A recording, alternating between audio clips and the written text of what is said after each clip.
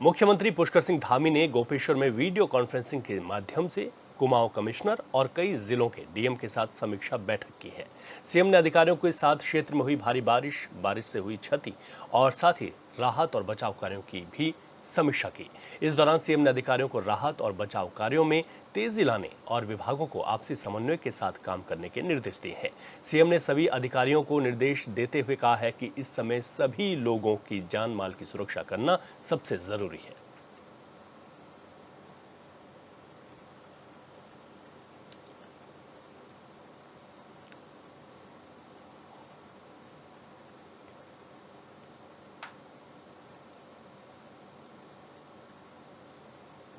बद्रीनाथ का दौरा करने के बाद कैबिनेट मंत्री गणेश जोशी श्रीनगर पहुंचे, जहां उन्होंने कहा कि जोशीमठ भूधसाव कोई मुद्दा नहीं है, इसलिए बद्रीनाथ विधानसभा उपचुनाव में इसका फर्क नहीं पड़ेगा और बीजेपी बद्रीनाथ मंगलौर की विधानसभा सीट को आसानी से अपने पाले में लाएगी।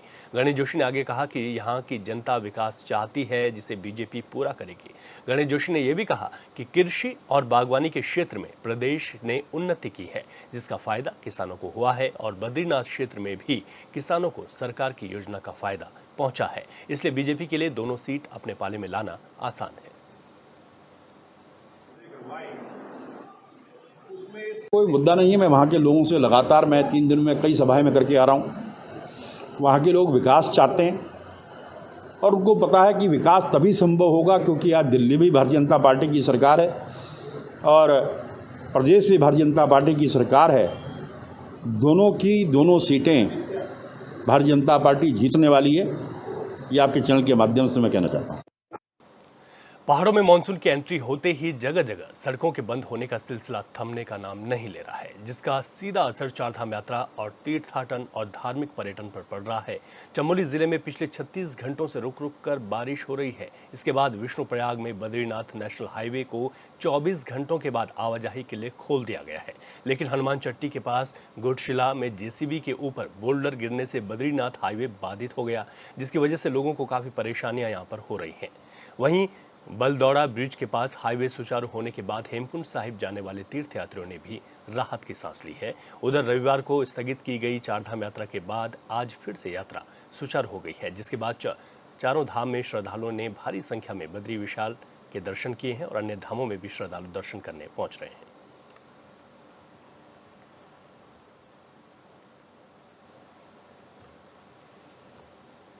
अधिक जानकारी लेते हैं, हमारे संवाददाता संजय कुंवर हमारे साथ फोन लाइन पर हैं। संजय, इस वक्त अगर बात की जाए, क्योंकि लगातार वहां पर बारिश हो रही है, अभी किस तरीके की स्थिति है और यात्रा को अगर देखें बद्रीनाथ की, तो वहां पर आज श्रद्धालु किस तरीके से यात्रा को ले वहां पर पहुंच रहे हैं?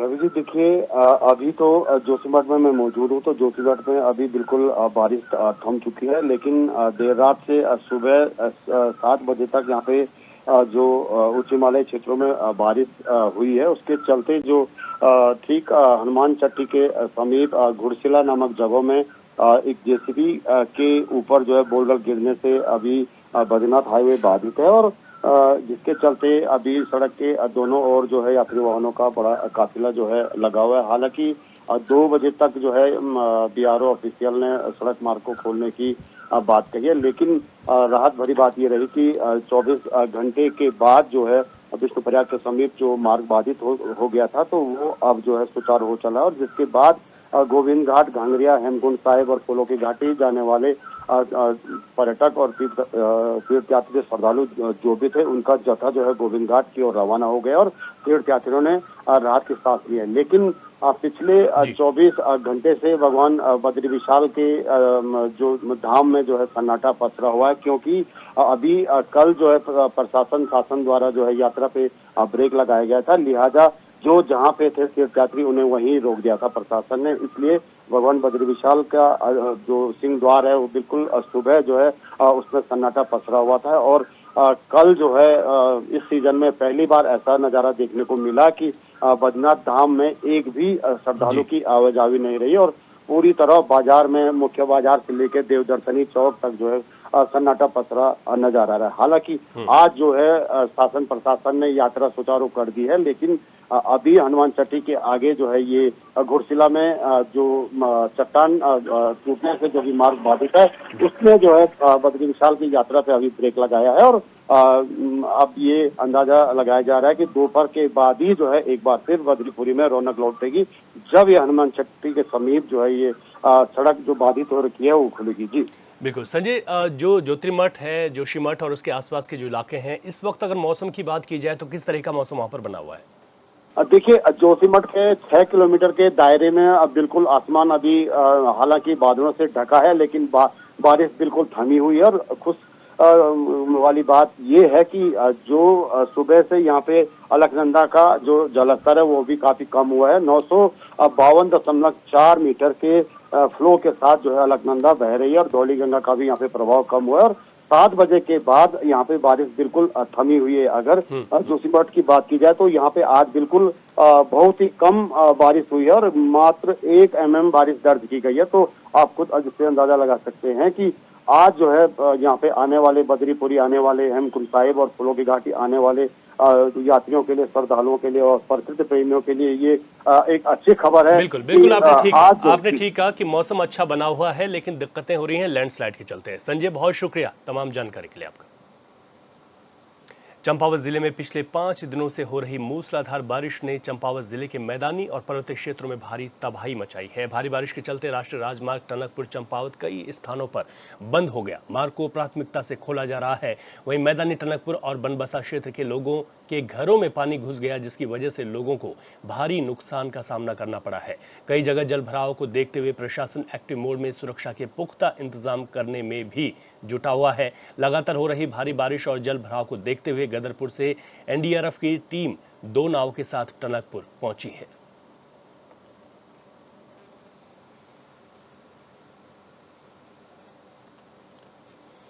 अधिक जानकारी लेते हैं चंपावत से। हमारे संवाददाता लक्ष्मण बिस्ट फोन लाइन पर हमारे साथ हैं। लक्ष्मण, अगर बात की जाए वहां पर मौसम की, तो अभी किस तरीके का मौसम बना हुआ है और मौसम से कितनी दुश्वारियां वहां पर शुरू हो गई हैं? जी, मैं बताना चाहूंगा, इस समय भी यहाँ जो है चंपावत जिले के जो पहाड़ी क्षेत्र है, मूसलाधार बारिश जो लगातार जारी है। और जिस वजह से मतलब इतने 5 दिनों से जो लगातार बारिश होती है, इससे चंपावत जिले में जो काफी ज्यादा नुकसान हुआ है। एनएच जो है कल से जो बंद पड़े हुए हैं, टनकपुर चंपावत और जो लोहा घाट मुख्य एनएच है वो बंद पड़े, जिस वजह से काफी जो है नुकसान और दिक्कतें लोगों को जो है यहाँ पर झेलनी पड़ रही। जी ठीक है लक्ष्मण, अगली खबर पर भी आपसे जानकारी लेंगे, आप बने रहेगा हमारे साथ। चंपावत जिले के बनबसा क्षेत्र में भारी बारिश की वजह से कई नदियां उफान पर हैं। वहीं नदी के किनारे फंसे कुछ लोगों की सूचना मिलते ही एसडीआरएफ की टीम मौके पर पहुंच गई। टीम ने राफ्ट और जरूरी रेस्क्यू उपकरणों के साथ फंसे लोगों का रेस्क्यू किया है। टीम ने नदी किनारे फंसे कम से कम 24 लोगों को बचा लिया और उन्हें सुरक्षित स्थानों पर भी छोड़ दिया है।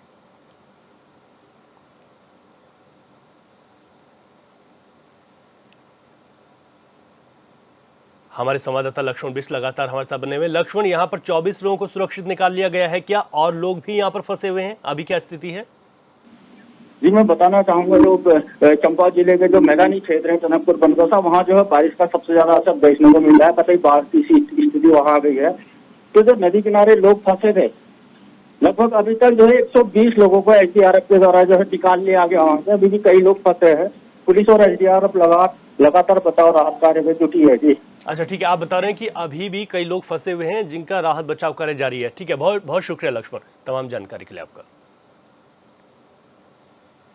ग्वालदम थराली राष्ट्रीय राजमार्ग पर सड़क निर्माणादायी संस्था बीआरओ की ओर से बैनोली गांव के पास बनाया गया पुश्ता पहली बारिश भी नहीं झेल पाया और शनिवार देर रात हुई बारिश के ढहने के कगार पर आ चुका है। बैनोली गांव के ठीक ऊपर बनाए गए इस पुश्ते को अभी 1 साल भी पूरा नहीं हुआ है और निर्माण के बाद ये बरसात भी नहीं झेल पाया, जिससे ग्रामीणों में बीआरओ की कार्यप्रणाली को लेकर भी खासा आक्रोश है। ग्रामीणों ने बीआरओ से निर्माण कार्यों में गुणवत्ता का खास ध्यान रखने की भी मांग की है।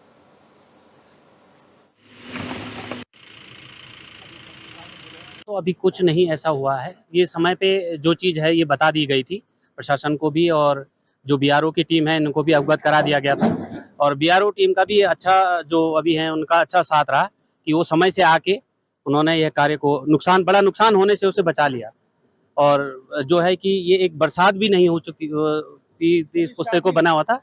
अभी फर्स्ट स्टार्ट ही हुई थी, जिसमें इस पुस्तक का पहले का ही मतलब पहली स्टेज थी, तो इसमें ही ये बिल्कुल ढह गया। तो समय पे जो है कि इसका पता लग के बीआरओ टीम ने अच्छा कार्य करते हुए थोड़ा सा इसको समय से रिपेयरिंग के लिए आश्वासन भी दिया है। जैसे कि यहाँ पे थराली से ग्वालदम को जाती हुई ये राष्ट्रीय राजमार्ग के ऊपर जो ये दीवार ढह रखी है आपके सामने, यह लगभग 80 से 100 मीटर ये दीवार की अभी पिछले छः महीने अभी इस दीवार को नहीं हुए। मैं प्रशासन से चाहता हूं कि इसकी उच्च स्तरीय जांच बिठाई जाए ताकि दोबारा इस तरह की कार्य कोई भी इंजीनियर इस तरह के कार्य ना करें और सरकार को क्षति ना पहुंचाए। सरकार के मनी का दुरुपयोग भी है और ये पत्थर दीवार गिरने से नीचे जान माल का नुकसान भी है और नीचे गांव रहता है, हमारे मकानों का भी नुकसान है इसमें। और अगर ये दीवार उस टाइम पे सही ढंग से बनाई जाती तो आज ये दीवार की ये दशा नहीं होती है। उधर हल्द्वानी में पिछले 48 घंटे से हो रही भारी बारिश और गौला नदी के जलस्तर बढ़ने से क्रिकेट स्टेडियम की और भू कटाव शुरू हो गया है। जानकारी मिलते ही मौके पर सिटी मजिस्ट्रेट एपी वाजपेयी, सहायक खेल निदेशक राशिका सिद्दीकी और तहसीलदार सचिन कुमार निरीक्षण के लिए पहुंच गए हैं। सिटी मजिस्ट्रेट ने स्टेडियम के गौला नदी किनारे पश्चिमी छोर का निरीक्षण करते हुए हालातों का जायजा लिया है। इस दौरान उन्होंने बताया कि खेल विभाग के उच्च अधिकारियों को इस संबंध में अवगत करा दिया गया है। साथ ही जलस्तर कम होने के बाद इस हिस्से में बाढ़ सुरक्षात्मक कार्य करने के निर्देश भी दिए गए हैं।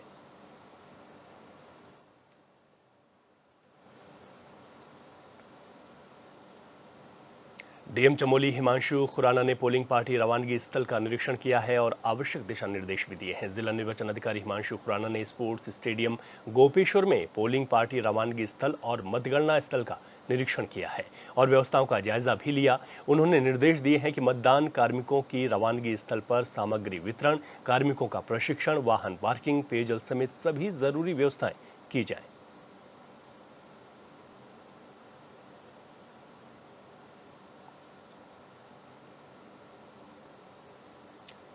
पौड़ी मुख्यालय में आयोजित मास्टर शेफ प्रतियोगिता 2024 का समापन हो गया है। पहाड़ी व्यंजनों पर आधारित मास्टर शेफ प्रतियोगिता में पहले स्थान पर नीतू नेगी की टीम ने जीत हासिल की, तो वहीं दूसरा स्थान महिला सफाई समूह की टीम ने हासिल किया है। बता दें कि प्रतियोगिता में कुल 28 महिला समूह ने हिस्सा लिया था। प्रतियोगिता के अंत में सभी प्रतिभागी महिला समूह को सांत्वना पुरस्कार के तौर पर प्रमाण पत्र के साथ गिफ्ट भी दिए गए हैं। वहीं संस्था की अध्यक्ष ने कहा कि संस्था की तरफ से पहाड़ी व्यंजनों को प्रोत्साहित करने के लिए यह एक छोटी सी कोशिश थी।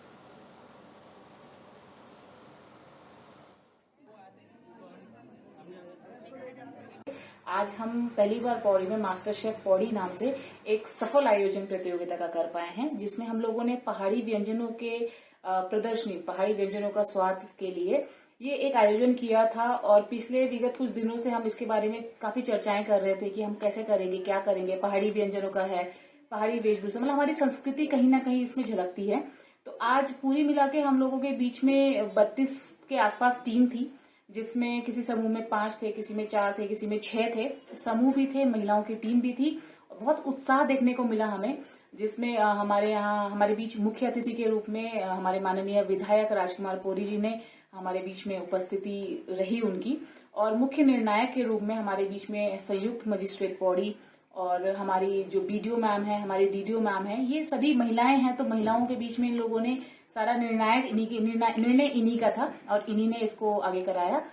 और कार्यक्रम के दौरान हमें बहुत ऐसी ऐसी चीजें भी देखने को मिली जो कहीं ना कहीं विलुप्त हो रही है हमारी संस्कृति की। तो बहुत अच्छा कार्यक्रम था और बहुत सफल आयोजन आप लोगों के सहयोग से रहा है ये। लखनऊ में मकान के विवाद को लेकर एक शख्स ने अपनी भतीजी की हत्या कर दी, जिसको लेकर मृतक के परिजनों ने आरोप लगाया कि हत्या की वारदात को अंजाम देने के बाद आरोपी ने खुद पर चाकू से वार किया और अस्पताल में भर्ती हो गया। फिलहाल मौके पर पहुंची पुलिस मामले की जांच पड़ताल में जुटी हुई है। सुबह मंडी जीजा जा रहे थे, वहाँ उन्होंने गाली देते हुए अंदर घसीट लिया कमरे के अंदर अपने। उन्होंने मारा पीटा, मार जब गेंचुआ दबा के मार डाला, तब वो दूसरे कमरों में लटका दिया है और अंदर से कुंडी बंद करके अंदर ही से निकले आए वो लोग। और तुरंत उन्होंने अपने आप उन्होंने चाकू मार के कहीं चले गए हैं। इससे कि मतलब इन्होंने राम भरोसे ही मारा है, नहीं उन्होंने अपने ही हाथ, जब इनको मार डाला जान से, तब उन्होंने अपने हाथ ही एक चाकू मार ली है हाथों में। बिजनौर में सावन के पावन महीने में भगवान शिव का जलाभिषेक करने के लिए शिव भक्त हरिद्वार से गंगा जल भरकर अपने गंतव्य की तरफ जा रहे हैं। ऐसे ही एक भक्त हरिद्वार से 101 किलो गंगा जल की कांवड़ लेकर अपने गंतव्य की तरफ निकल पड़े। बता दें कि ये भक्त अमरोहा के गंगेश्वरी के रहने वाले हैं, जो अपने साथियों के साथ गंगा जल भरकर चांदपुर पहुंचे। उन्हें देखने के लिए रास्ते पर भारी भीड़ भी उमड़ पड़ी। शिव भक्त ने बताया कि यह उनकी दूसरी कांवड़ यात्रा है। उन्होंने 26 जून को हरिद्वार से कांवड़ में गंगा जल उठाया था और अब वो रोजाना 7 से 8 किलोमीटर पैदल चल रहे हैं। भक्त ने यह भी कहा कि वो 2 अगस्त को गंगेश्वरी स्थित अपने गांव के शिवालय पर भगवान शिव का जलाभिषेक करेंगे। 101 लीटर जल है। अच्छा, और हरिद्वार से गंगेश्वरी शिव मंदिर पर अभिषेक कराएंगे। अच्छा, कब से आप चले वहाँ से? वहाँ से हो गए 12 दिन हो गए जी। और 25 तारीख तक करीब पहुँच जाएंगे। कितनी बार आप ऐसे लेकर पहली जा? कांवड़ 51 लीटर की थी, दूसरी 101 लीटर की है। तो किस वजह से आप लाए, क्या मकसद है? कुछ नहीं, मन था जी। तो कौन कौन साथी हैं आपके साथ? बस हिमांक है हाँ। और राजीव, अमर,